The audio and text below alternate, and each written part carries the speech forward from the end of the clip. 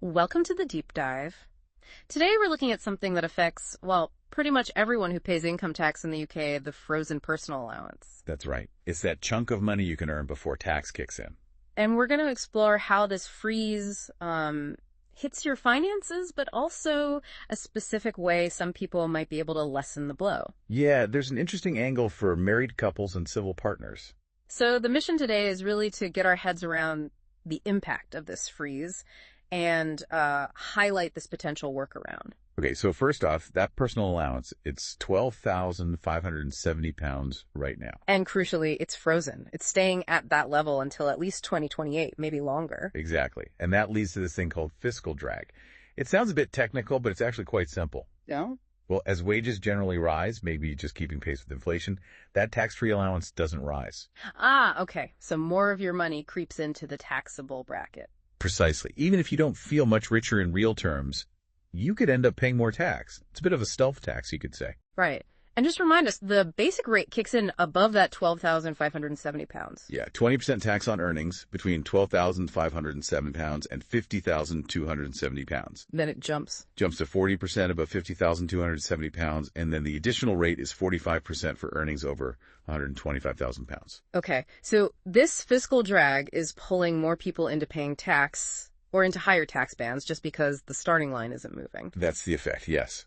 But as you mentioned, there's an exception, or rather a specific allowance that can help some people. The marriage allowance. Let's get into that. Okay, so this is specifically for married couples or those in a civil partnership. How does it actually work? It lets the partner who earns less than the personal allowance, so under £12,570, transfer a portion of their unused allowance to their higher earning partner. Okay, how much can they transfer? They can transfer £12,206 of their allowance. And who can the higher earner be? Is there a limit for them too? Yes, the crucial bit is the higher earning partner must be a basic rate taxpayer.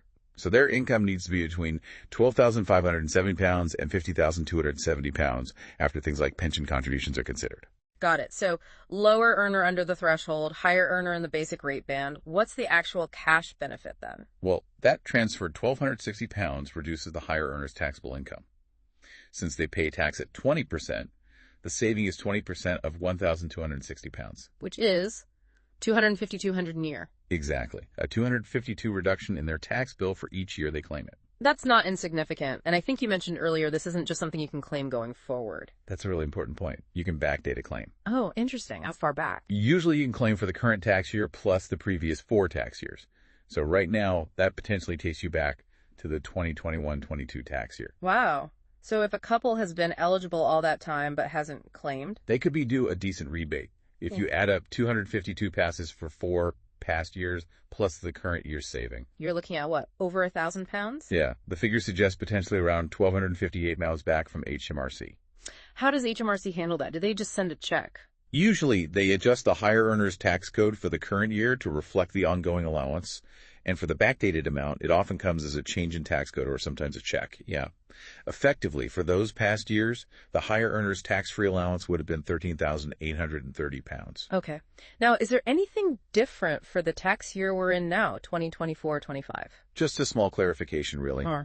Our sources mentioned that even if the lower earner makes a little bit, say between £11,130 and £12,570, they can still transfer the full £12,260. But the saving might be less than $252. Potentially, yeah, because some of that transferred allowance might cover income that wouldn't have been taxed anyway, depending on the exact figures. Yeah. But it's still likely worth doing. Right. So let's just quickly summarize the key eligibility points again. Who gets this? Okay. Point 1. One partner must earn less than £12,570. Point 2. The other partner must earn between £12,570 and £50,270 in same bound. They have to be a basic rate taxpayer. So if the lower earner actually earns more than the allowance, or if the higher earner is a 40% taxpayer, then unfortunately, you're not eligible for the marriage allowance. Okay, that seems clear.